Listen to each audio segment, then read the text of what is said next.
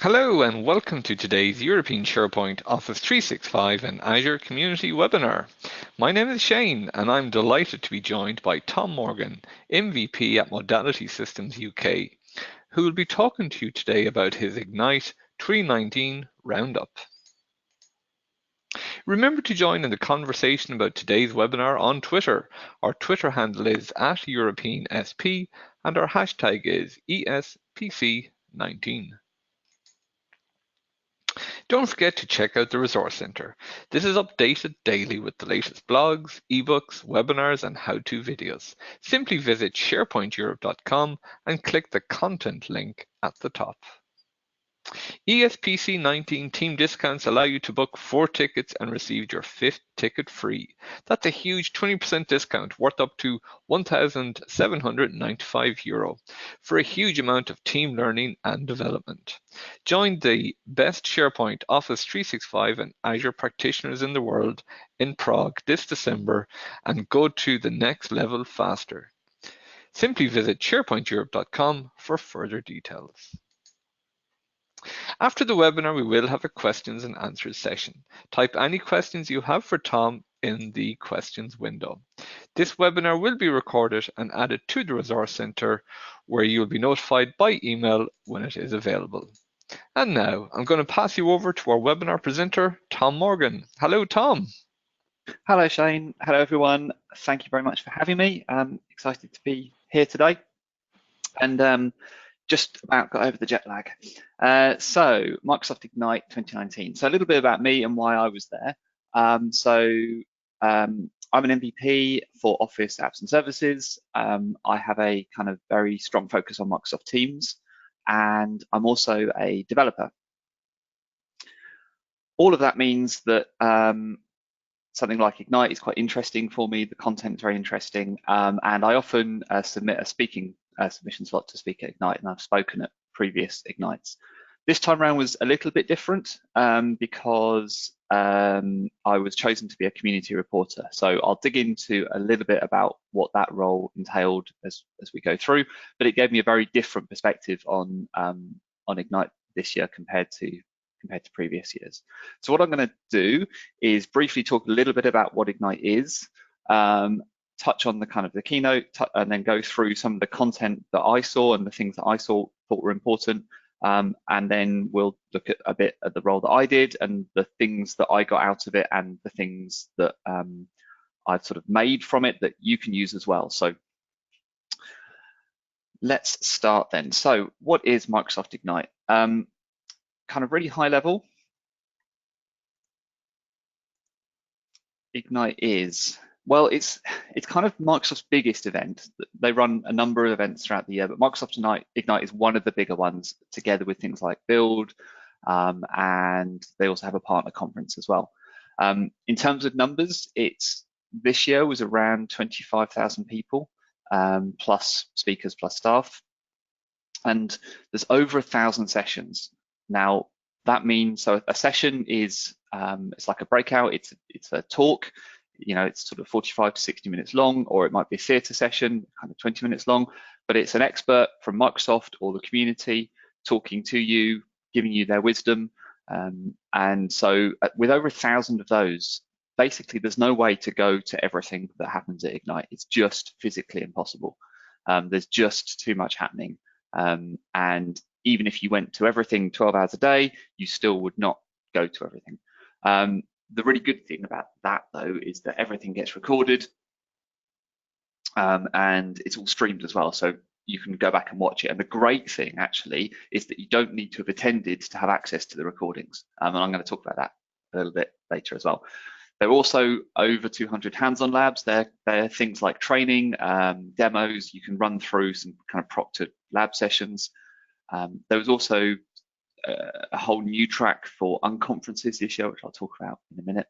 And also new this year, which was kind of exciting to me, is a very strong focus on developers. So previously, Ignite has been an IT Pro conference, kind of only, and Build has been the developer conference.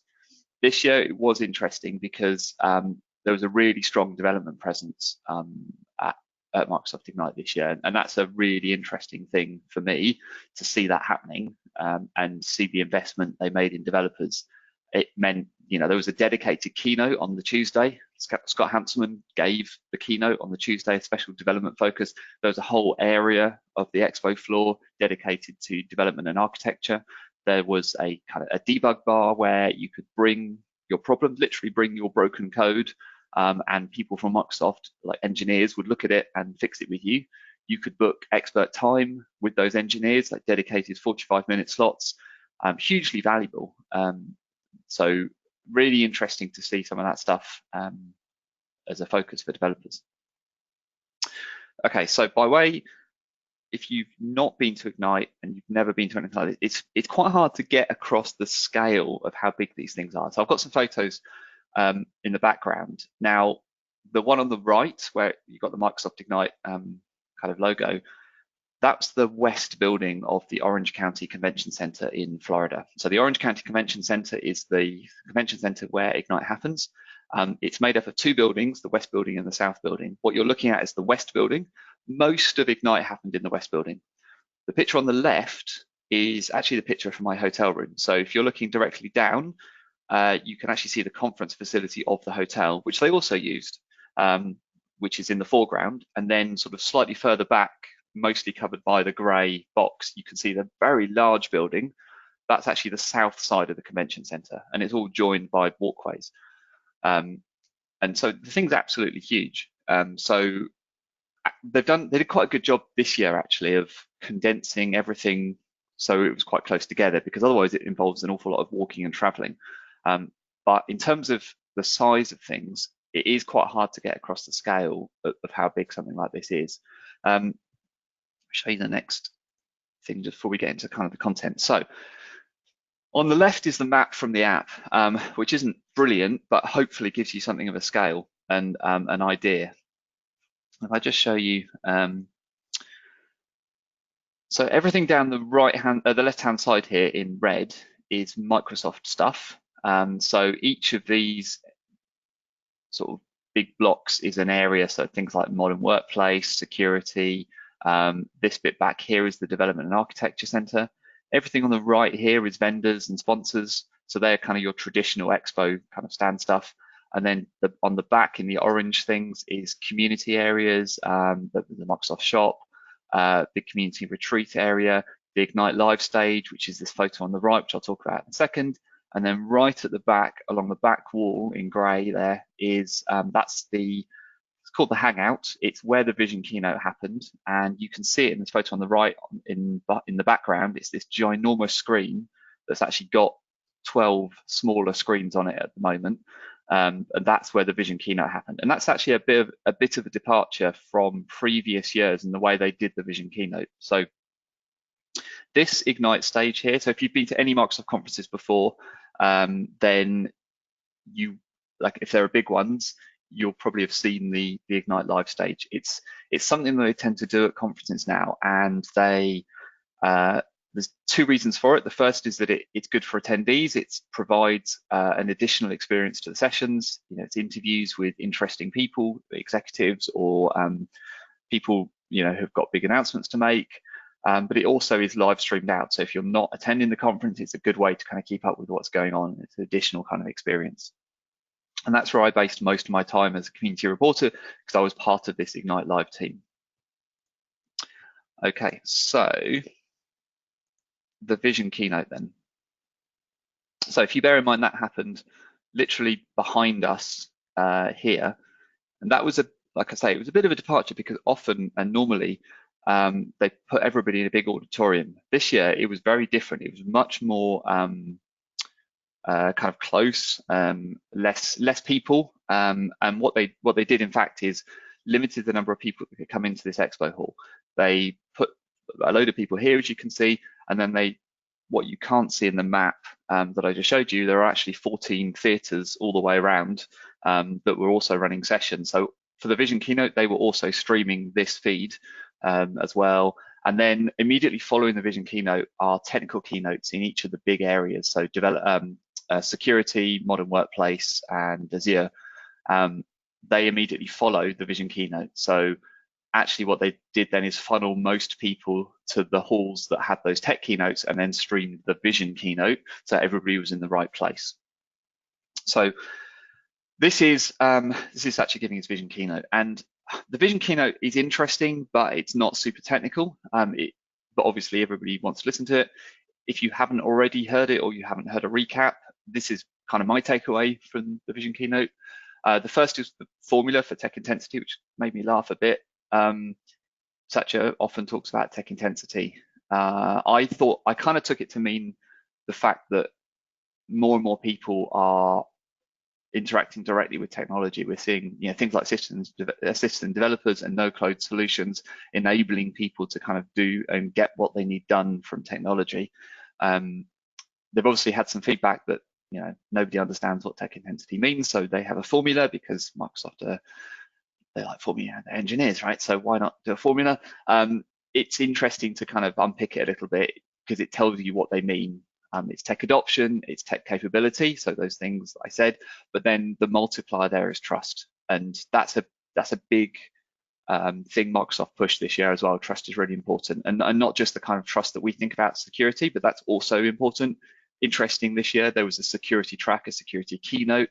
That's different. I think that's new this year, to have a dedicated security keynote, but also highlighting that trust for the end user, trust in the system, trust that you can trust where your data is going, you can understand where your data is going as well, is kind of important.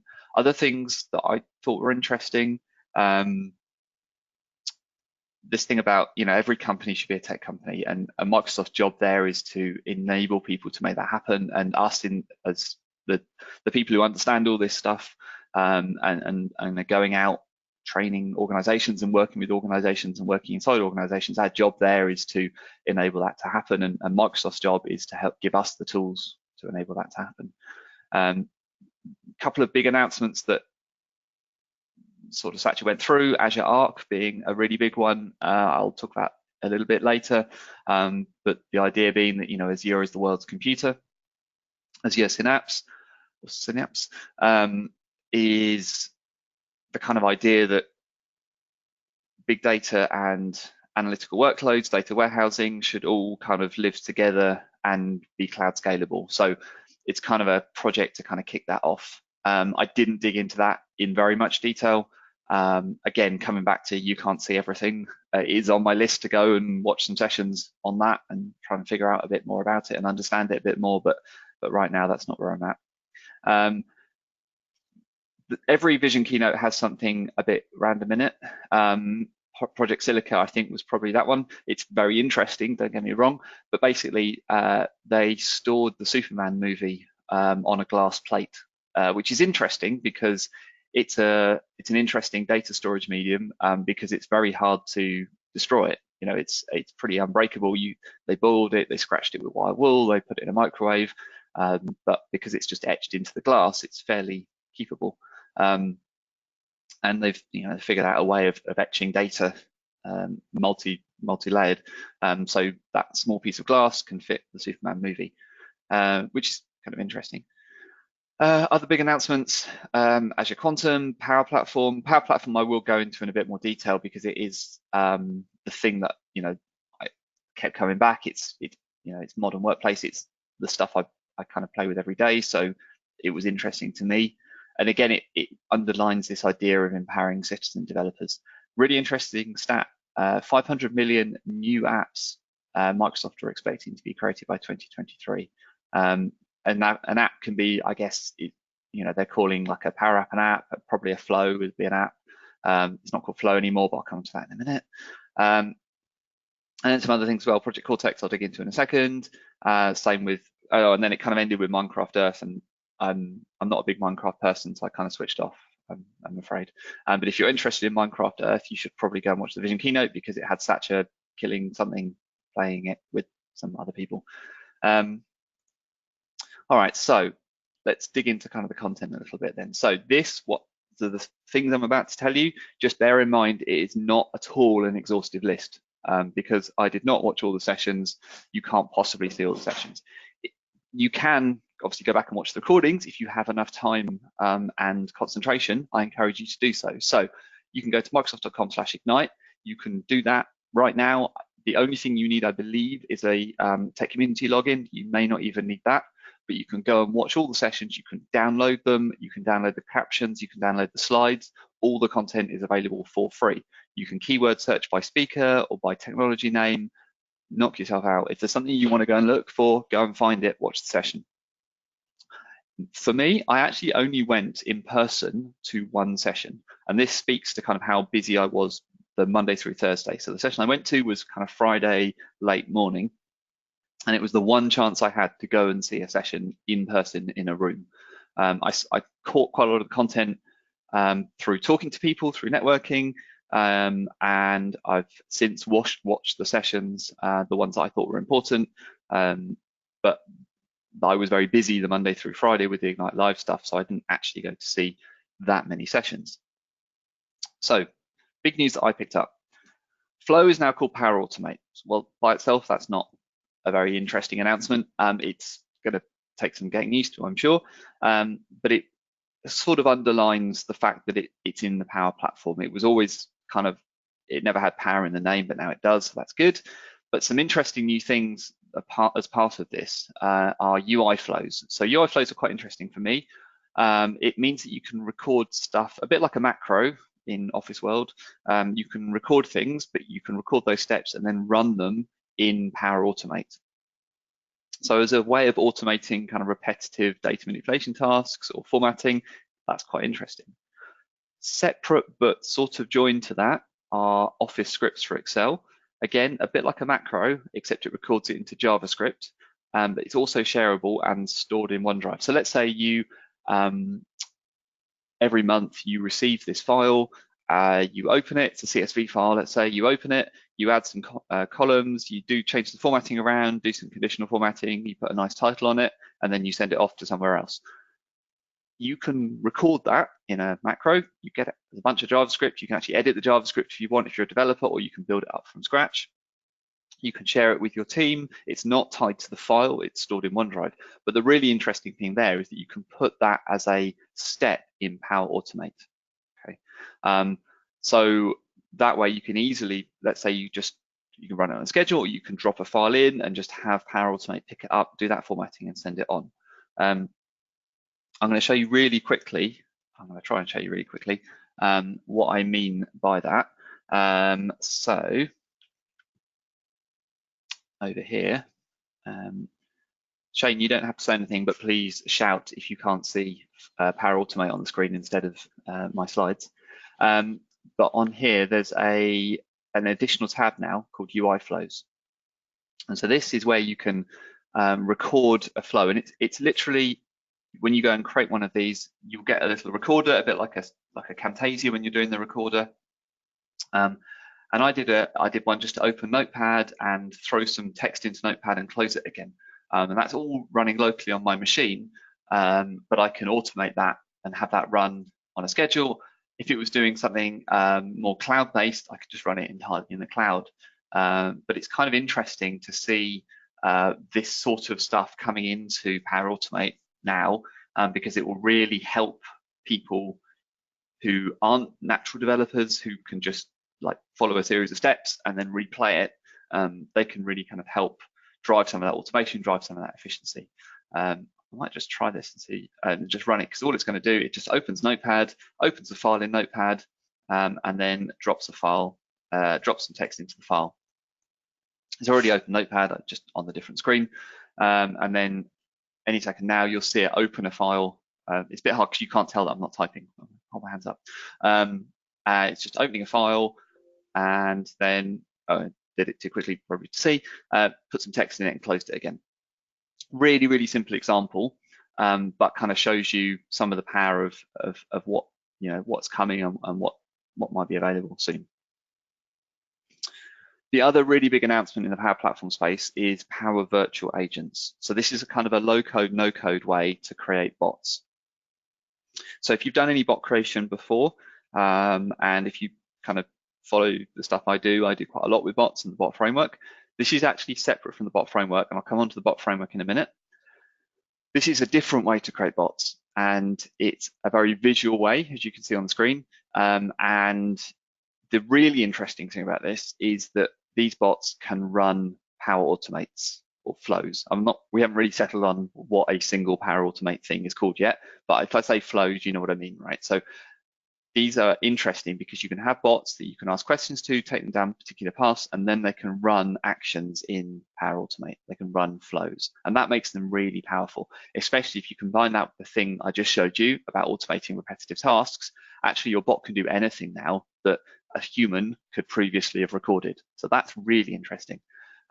These virtual agents, they come with pre-built AI models, they come with reporting built in and metrics built in. And you can see on the screen, it's a nice way to build up these flows. It's a human understandable way you could get your power users into this without necessarily needing to understand a lot of the smarts of how it works behind the scenes.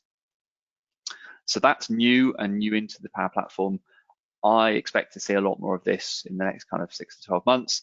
I think they'll make a real kind of push about it. It's very interesting, I think, this Power Virtual Agent stuff. So the natural question then is, if you know anything about Bot Framework or you've heard of Bot Framework before, we have this, what does this mean for Bot Framework? Okay, so I actually went and found a developer in Bot Framework and asked him exactly that question. Because interestingly, at Ignite this year, the Bot Framework also got a visual designer. So at one conference, Microsoft put out 2 visual designers for 2 bots on 2 different platforms. Anyway, so the Bot Framework has a visual designer, which is great news. You can see it on the screen. And this means that it's much easier to build bots out using Bot Framework than it was before. They're calling it the Bot Framework Composer. And you can kind of start building your bot this way, and then you can drop into code later if you need to. The interesting other thing that's happened here, though, is that Bot Framework has a new reusable component that they're calling skills. And a skill is just a load of Bot Framework code that's sort of packaged up into one, almost like a module. So an example of a skill might be something that can navigate your calendar. So in that, you've got all the tasks to sort of, let's say, add an item, read your items, move something back by an hour, let's say, all the understanding of what that text looks like, all the AI and all the API calls you need into Graph to make that happen. So you'd package that up and call it a calendar skill. And they're shipping with some pre-built skills for things like calendar, email tasks, news, some other stuff. 2 interesting things about that. The first is that you can nest them parent-child style. So you could have a master bot, let's say, that every user goes to and then funnels into these different skills. So you could build a skill for your HR team, you could build a skill for your manufacturing team and for your IT team. Have a master bot that figures out where to push people based on their initial question. That's one thing you could do. The other interesting part with that is that the skills you build in Bot Framework are transferable to Power Virtual Agents, the thing I just spoke about, and vice versa. So it's not as crazy as it first sounds, because you can have people start building their bots in Power Virtual Agents. They could hand off to a bot that's been built using Bot Framework, or vice versa. So actually, you can create a really nice experience. If you've invested a bunch of time, let's say building a really good IT bot for Bot Framework that handles support tickets, and now you've got a bunch of kind of people building Power Virtual Agents, the 2 can talk to each other because they're under the hood, they're kind of using the same set of skills. So I need to understand this more. I need to expect blog posts from me about this, I would imagine, because it's very new. I don't think anybody's kind of doing that at the moment. It's really kind of conceptual. It has just landed, it has just come out, it's 2 weeks old or something. So there's not that much information out about it, but that's going to be very interesting, exciting to see how that works. All right, I think I'm going to go forward. I'm going to show you something else. All right, so other things. So not Bot Framework things. SharePoint. So I'm not a massive SharePoint expert, but it was interesting to see the new changes coming to SharePoint. So for instance, lots more integration with Power Apps. Again, it's that same story, systems developers enabling those low-code, no-code solutions. That's a fairly common theme across everything that happened at Ignite this year. there's some changes to conditional formatting. If you're very deep in the SharePoint world, you'll probably know all this already. But things like alternate row formatting, which is nice, more obvious conditional formatting stuff. One of the more interesting things actually that I saw was this SharePoint lookbook. So I was not aware of this until I spoke to someone about it, Beza Juvenan. I did an interview with him about it.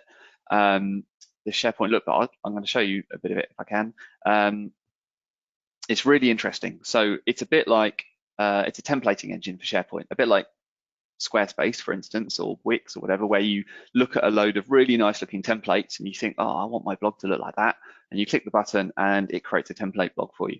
It's exactly like that. You get a bunch of really nice looking designs.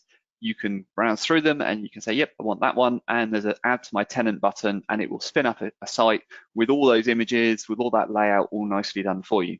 The really nice thing is that's open source. So not only are the designs and everything that gets created is open source and you can change it, but the whole process of creating it, all of that is open source as well. So you can actually go and make your own templates. You can make a corporate template or a set of corporate templates for people in your organization to use and have them use that to create new sites. And also interesting, that's going to extend out to teams as well. So when you create one of these for a particular project or a particular initiative, it will also create and provision SharePoint channels and information and stuff behind the scenes as well. Let's quickly see if I can't show you that. So it's lookbook.microsoft.com is the place to go for this SharePoint lookbook. So you can see they all look really nice. So you've got all these, I say all of them, 5. Oh no, there's more. All these different designs. They're obviously built by people who understand design, which is a really good thing because that usually is not me. So I like things like this, where I can look at this and be like, yep, this is great. This is exactly what I want the site to look like. And I can click add to my tenant. I'm not a tenant admin, so this isn't going to work, but it's that easy. Tenant admin clicks the button. You can sort of review what it's going to do, what web parts it contains, and what features the site is going to have. And that's it. Again, all open source. I think that's a really good idea. I think I really like it. I like the idea as well that people can create their own and organizations can create their own. So I'm super excited by this lookbook thing and to see where it's going to go. Oh, there we go. All right, Microsoft Teams. Also got a bunch of new announcements. So running through them really quickly. So private channels is the big one. That's the one kind of everyone's been wanting. It was at the top of the user voice list, and it's good to see it happening. So I'm going to quickly show you that before we go any further. So this is a demo tenant for Teams, and this is all GA now. So from a particular team, I can say add a channel, and I can choose a private channel. When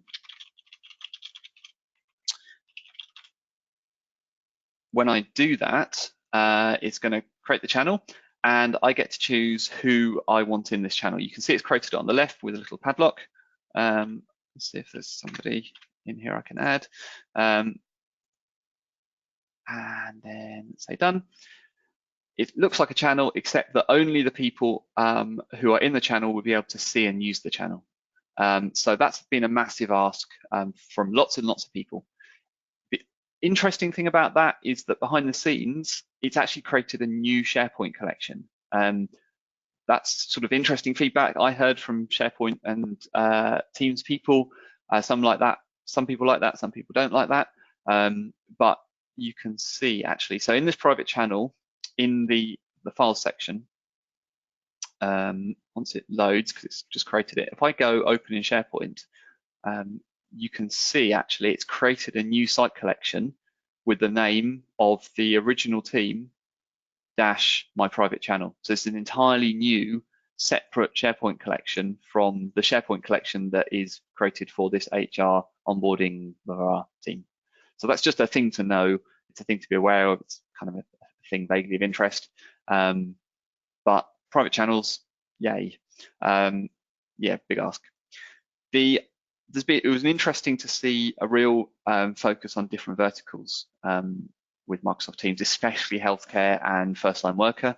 there was a dedicated stand for both frontline workers in Teams and also healthcare for Teams. And there's a new initiative called Virtual Consults, which is a dedicated Microsoft Teams app for doing virtual consultations. So that's doctor-patient style consultations using Teams. So if you're interested in that, go looking for that. Again, I've got blog posts coming soon on that, but you can just go look Teams Virtual Consults. There's a whole team there working to make that happen. Other interesting things is the Yammer app is coming into Teams, so that information on Yammer will be surfaced directly into Teams. Live captions in meetings, so that's kind of really interesting for accessibility. So that is literally you can right click in your Teams meeting, turn on live captions, and you'll get the subtitles in real time. If you're techie for Teams, you'll be interested by the video interrupt with Cisco and Zoom. That's super interesting actually, because I just didn't see it coming. It's interesting that it is. So Microsoft are working directly with both Cisco and Zoom to enable you to join Teams meetings from Zoom and WebEx. So that's kind of cool. And vice versa, I think. Also, Microsoft want to manage your meeting rooms via the Teams Admin Center. That's going to be good if you look after a lot of sort of Teams meeting rooms. So they've got some clever things in there, like notification when cables get unplugged in the meeting room and things like that. You'll also be able to publish Power Apps to Teams and pin them on the left rail. So again, comes down to this empowering citizen and developer stuff. If people are building out really important Power Apps for your company, you can bring them directly into Teams and pin them on that left rail so users see them all the time. That's a kind of user-specific policy-based thing, so you've got lots of controls over how that works. And also Power BI interactive cards coming to Teams. So what does that mean? It means you can create nice-looking cards that take the Power BI data.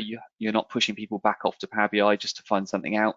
That combined with bots is kind of interesting. You could imagine a bot for, show me the sales last quarter in Germany, and it comes back with a nice Power BI card that has exactly what you asked for, that you can interact with, you can filter, you can drop down. So that's all kind of interesting stuff for Teams. There were some other announcements as well. These are kind of just picking off the top ones, really. Again, comes down to just a lot of session content. There's almost certainly as well things that got quietly announced. So that's on my list to go through all those sessions and just kind of pick up on the things that they're announcing softly, because that's often where some of the really interesting stuff lies. But we'll see that coming in the next kind of couple of weeks and months. All right, let's change tack again and look a bit at Yammer. So if you, I don't know if you've noticed, it depends on how effective they've been, but they're calling this year the year of Yammer. What does that mean? So there's been a big visual refresh of Yammer. So it's also the first web and mobile application in Office 365, or I think ever, to be built on the Fluid framework, so Fluid framework was announced at Build earlier this year, and it's a kind of new way of making these composable parts, UI parts, that are connected in real time. So what that means is you can have the same content in multiple places, and as it gets changed and updated by one person in one place, it also gets updated in all these other places. So an example might be a list that you have in Teams that you can edit in real time. So you can have 3 or 4 people editing inline this list that's in Teams, but it's also being listed in Yammer. So it's also updating in real time there in Yammer as well. So I think it's going to be interesting when it does roll out, whether that is super useful or super confusing to end users. I think probably it's going to be somewhere in between, and we'll kind of change it over time. But it's interesting to see technically how that's happening. Other big news in Yammer, they're renaming groups to be called communities. I think that makes sense, actually. Groups is such an overloaded word in the Office 365 space. It was getting confusing that Yammer groups were not necessarily always Office 365 groups. Calling them communities makes more sense, I think, and also speaks a little bit to what Yammer is trying to do. And I think there is definitely still a place for Yammer alongside Teams. It's a very different sort of thing they're trying to do. It's that enterprise social, which is different from focused teamwork. So calling it communities, I think, makes a lot of sense.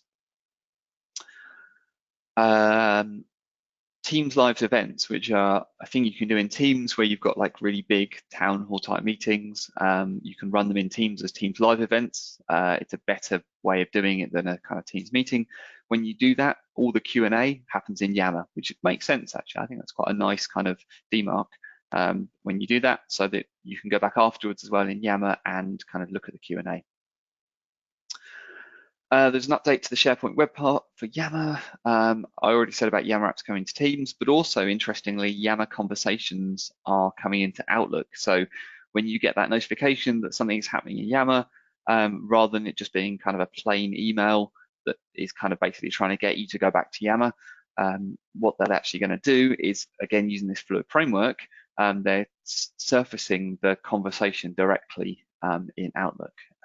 So you can kind of see how this looks on the screen. So right at the top, you've got Yammer native on web and mobile, and this is the sort of the new UI as well. So you see that, but then on the left, you can see how that same thing looks in Teams. And on the right-hand side, you can also, sorry, the right-hand side shows Yammer, shows Teams, and the left-hand side shows Outlook.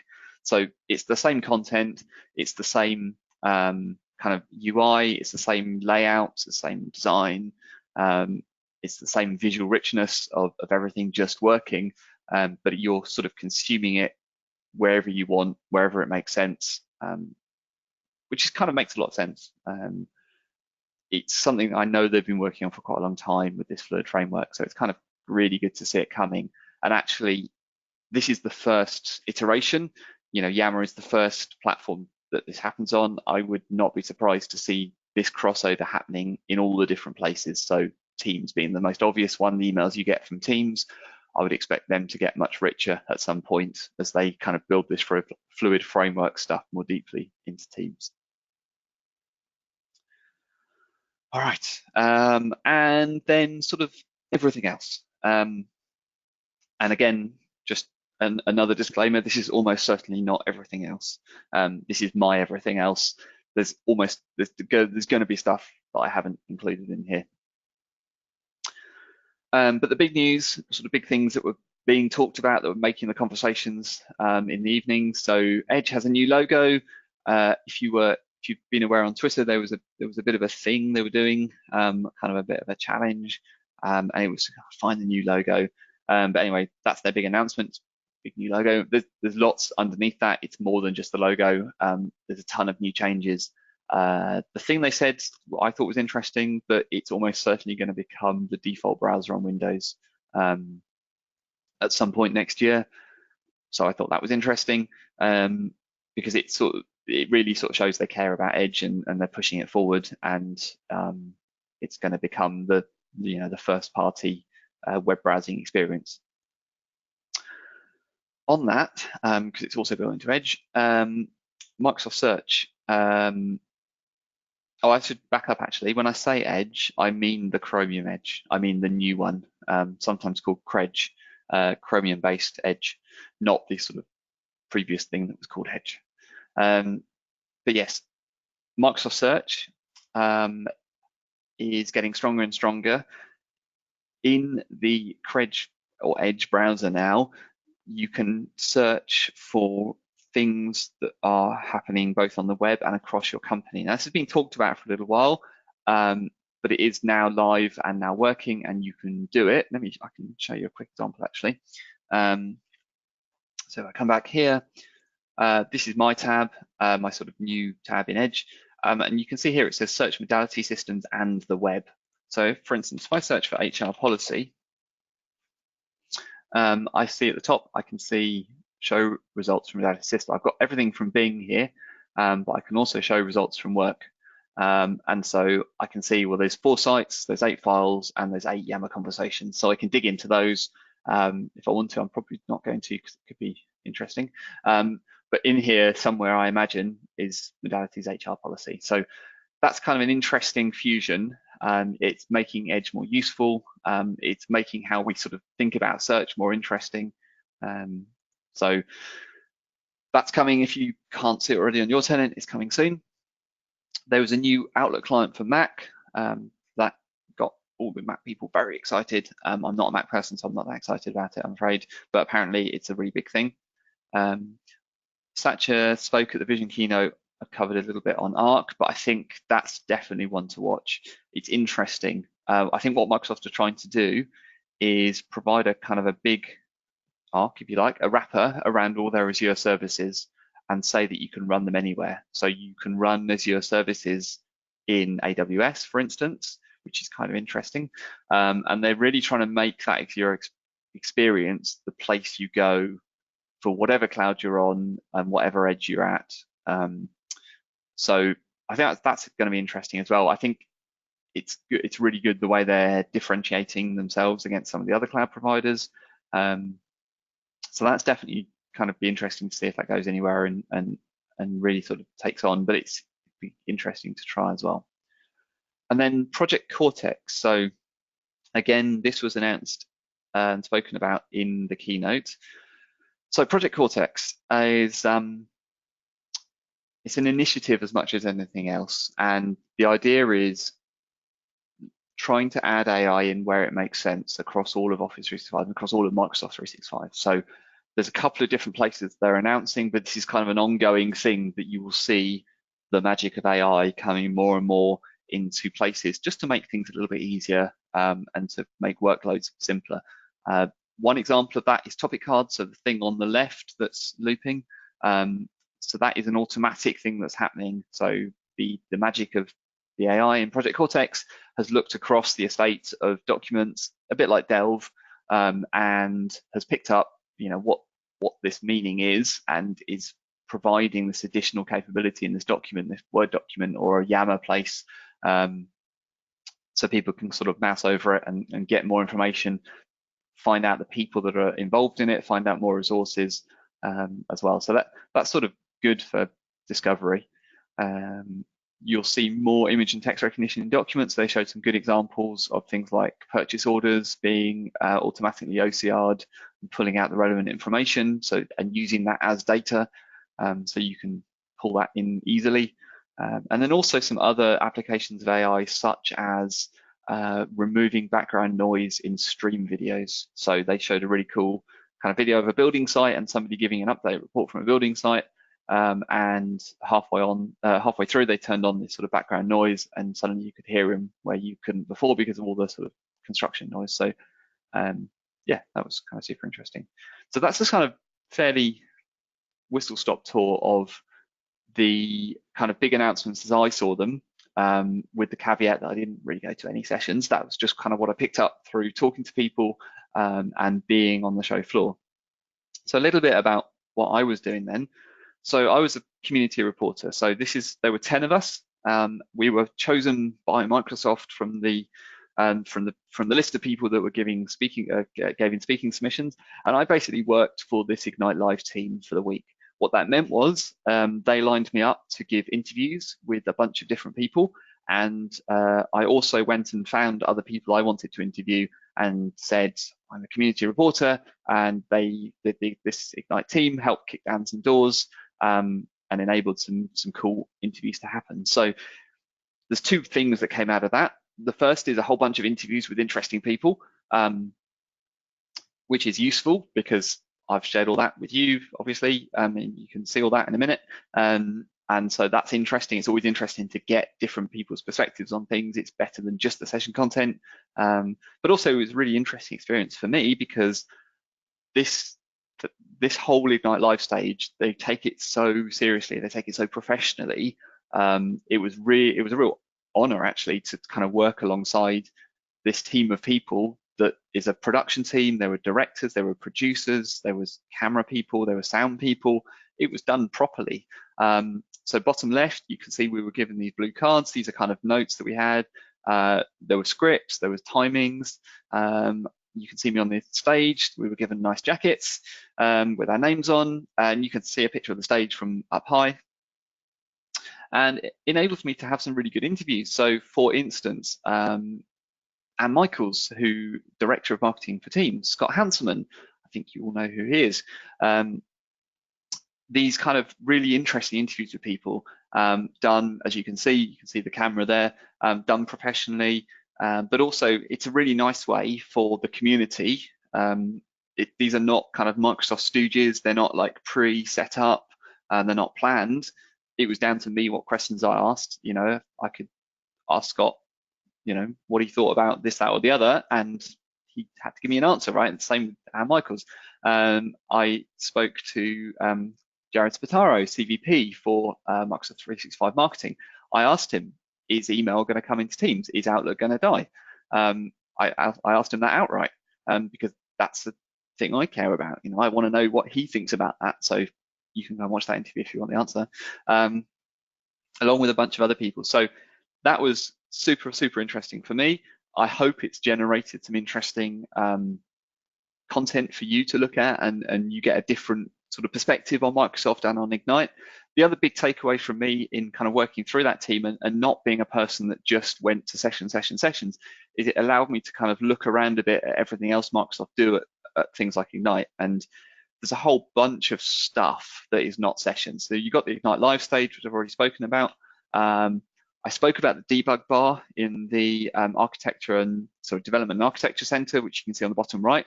It was just like that. It's empty there because that was the pre-day. It was full all the rest of the time. There were Microsoft engineers on the inside, people bringing their laptops saying, why is this thing so broken? And working through with them to get it sorted. But a whole bunch of other stuff as well. There was a community area, that big Humans of IT diversity and inclusion area. There was community retreat zones. There was quiet areas. There were therapy animals, you can see top right.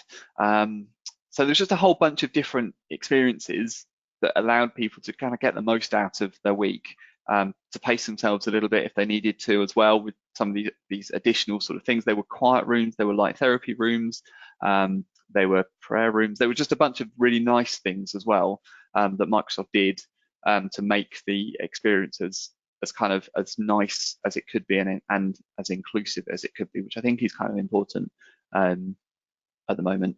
So a whole bunch of things happening. I tried to keep up with them as much as I could, and it's kind of generated this whole raft of interviews. So this is actually out of date now because I added 3 more the day after I did this slide, so yesterday.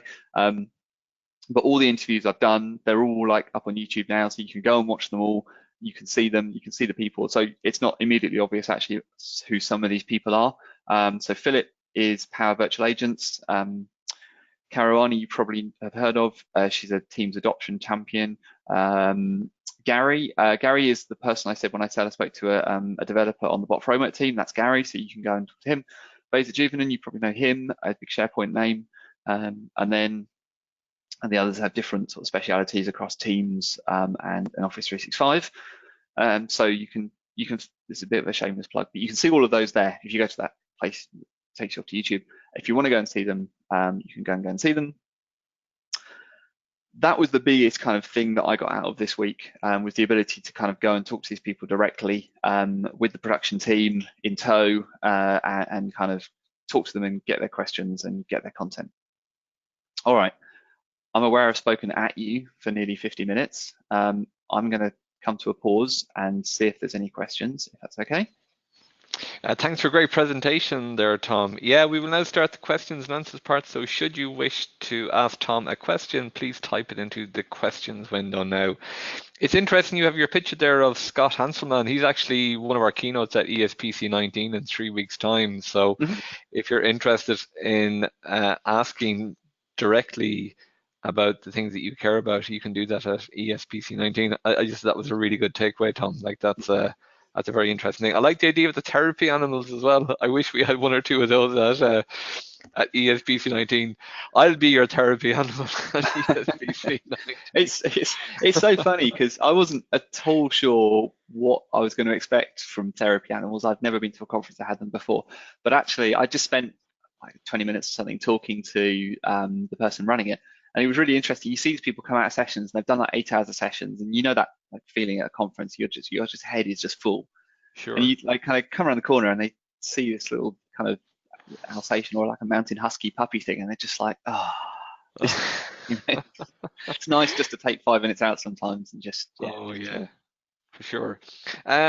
Okay, some questions coming in. What was the food like?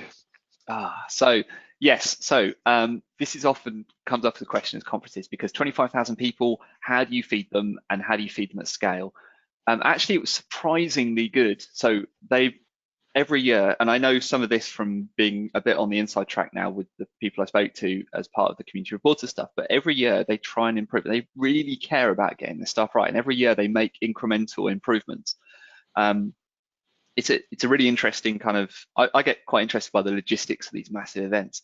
Mm. So the food options were actually really good this year. So it was hot food and cold food. The really good thing they did was a whole bunch of grab and go things. So you didn't have to go to the food hall to get your hot food. They had like 10 grab and go stations all the way up and down the expo floor, which is just like sandwiches and salads and stuff and some drink, but you could literally grab and go. So that was a much quicker way of consuming your lunch if you were between sessions or you really wanted to hammer the content. If you went to the food hall, it was hot food, but they had a really nice sort of layout of, everybody went in, you fanned off, and then they had a multiple kind of these buffet style tables. So you sort of went in parallel, basically parallelized the people coming in. So the food I think was actually really good, especially if you consider that they were doing it for 25,000 people within kind of 2 hours. And in terms of lines and things like that, not at all. It was really, really well managed for kind of wait time and stuff. So and breakfast was good as well for bacon. If you like bacon, you'll like breakfast. So I was impressed. Yeah. Good stuff, good stuff. What was the most exciting thing for you at Ignite? So I think technically, actually the most exciting thing was probably the lookbook because it was the thing I didn't know about. So we're on the TAP for Teams, so the technology adoption preview. So actually that means that we get sight of quite a lot of the team stuff before everyone else. So a lot of the team's announcements I sort of knew about already.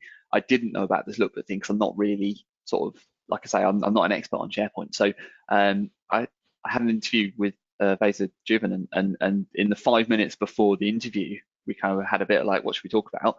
And he's like, I'd love to show this lookbook thing. And I was like, what's this? And he showed me. I was like, we have to demo that. So we had a quick conflab with the team. It's like, can we demo Beza's machine? And they're like, oh yeah, fine, yeah. But it was totally worth it, I think, because for me that's kind of really interesting. Technically, that was the most exciting thing. I think overall though, I really enjoyed this community reporter role. I really enjoyed being a bit on the inside and seeing a bit of how that sausage is made, and sort of talking directly. And the green room we had was the same green room as shared by people like Seth Juarez, Patch and Switch, like so Rick Claus, Joey Snow, these kind of people that you see on the stage and you see on the live streams and stuff. But it was great just to kind of chat to them, and they were really nice people as well, but they're full of kind of tips and information and advice as well. So that was really interesting. Brilliant. Vesa is, I must say, a genius. I've seen him keynote a few times, and again, he's actually at ESPC 19 as well. And Yeah, he's yeah, definitely worth talking to. Yeah, he's such a gent. Like he will make time for absolutely everyone, yeah, and he'll talk to absolutely. you about anything. Very approachable guy. Mm. Okay, for Power Automate, have you been able to successfully use the web automate, and have you seen how the triggers will work? So no and no. So as I understand it, you can use the recorder for in the web. You don't have to download the desktop app. So I downloaded the desktop app and did it. The example I showed was done using the desktop app. I'm aware that you can use the web one as well. I think there's an extension you have to install. I would say it's probably worth trying it in Chromium Edge rather than in something like anything else, because that will be probably where they've tested it on first. I haven't tried it though, and I don't actually know on the triggers. I would imagine because it's going into Power Automate as a flow, you could trigger it by whatever you want. So you could have it schedule triggered, for instance, or you could have it in response to an approval flow or any other Power Automate. I must stop saying flow. Any other kind of Power Automate trigger that you've currently got. But no, I haven't actually dug into it in detail. It is on my list. I have a ridiculously long list of things to investigate and blog about. But yes. Yeah, great. What was the best demo? Ooh, that's a good question. So private channels in Teams probably got the largest applause, which was interesting because it is such a massive ask. It was the thing people really, really asked for. But for me, I think actually the thing that I thought was the coolest was the Office snippets thing, which is the name I can't remember now. Office scripts, I think it's called, because it was really simple and you could see how easily it could be done. The speaker, it was also good. It was also a very good demo. Oh, I've just thought of another one actually. It was also a really good demo. She was in Excel. She kind of hit record. She did some changes. You could see the JavaScript being written, and it was sensible JavaScript as well. You could understand it. And then she was like, "Oh, that's saved to OneDrive, and I can call it with Flow." I was like, "Wow, that's really cool. Like, the way you've done that." However, the other cool thing I've just thought about actually is IntelliCode. So as a developer, this is interesting. In Visual Studio, think IntelliSense, but backed by AI. So actually, when the suggestions it's giving you are based on AI, so they're not just like, here's an alphabetical list of everything syntactically you could do. It's actually, this is what real people are doing, and they're doing that by mining a whole bunch of GitHub projects to figure out like what should go next. So the really cool example of, it's a method with a single parameter, and then the first thing she typed was like to set a local value, and it automatically auto-filled it with, well, almost certainly it's this value from the parameter, right? So that's kind of cool. Yeah, so those two, I think, one sort of non-codey and the other quite codey. Okay, final question. How many steps did you do? Oh, good question. So I can probably give you a real-time answer. I know on the Sunday beforehand, so we had a pre-day Sunday, and I walked, I think, 9 miles on that day. So I can probably tell you. So if we can add this up, so I did 20,000 on Monday, I did 15,000 on Tuesday, I did 20,000, so we're at 55, and then on Wednesday, and then another 30 on Thursday, so 80, and then Friday, another 13. So probably close to 100,000 steps, I'd say, across the week. Wow, that's definitely some event when you do that amount of walking. Yeah, Tom, thank you so much for taking the time to complete this webinar. We really appreciate it, and thank you for going back over Ignite and being at Ignite, knowing that you're going to be doing this webinar and taking all this really cool information back to us here at ESPC. cool, no problems. Thanks for having me. Thanks, Tom. Okay, everybody, just bear with me here. So, on behalf of the ESPC community, again, thank you to Tom Morgan for a great presentation today. Don't forget our Teams discount. Please see SharePointEurope.com for further details on all upcoming webinars. If you're about, join us tomorrow, where we're going to be doing an Office 365 and Azure The Fundamentals webinar. This is actually one of the tutorials from ESPC, which is happening in literally 2.5 weeks. This day, 3 weeks, we'll be in the middle of it. And we are having a webinar, which is a taster of one of the tutorials, the full day tutorials. So please join us tomorrow if you want to get a taste of that. If you're unsure about coming to ESPC, please make up your mind. It's setting up quickly. Okay, thank you all for joining us today. Take care and goodbye.